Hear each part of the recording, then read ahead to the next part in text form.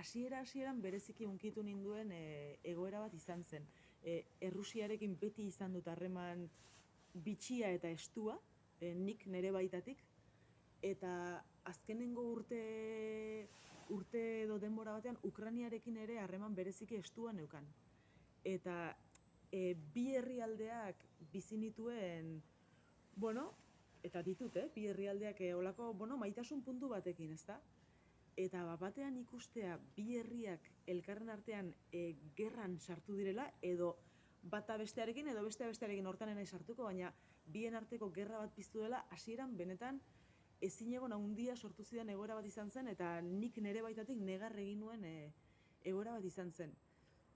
Eta esango nuke inork baino gutxiago ulertu nuela hasieran egoera. Ze pixkatxo bat barrutik ezagututa eta oso gertu zeuden bi herrialde somatzen nituen, naiz eta beraien harreman, botere harremanak egon bien artean, edo baina oso gertu zeuden gizarteak ikusten nituen nik, beraien gatazka guztiekin.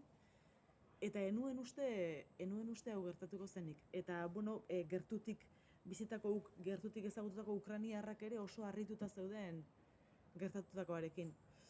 Eta orain ja denoi bezala, distantzia bat ere hartu dut, denok hartu dugun bezala, egorekin gertatzen den bezala, ezta? Eta lasaiago bizi dut. Baina esango nuke, barrutik bizita gutxiago ulertu dudala beste guztiak baina.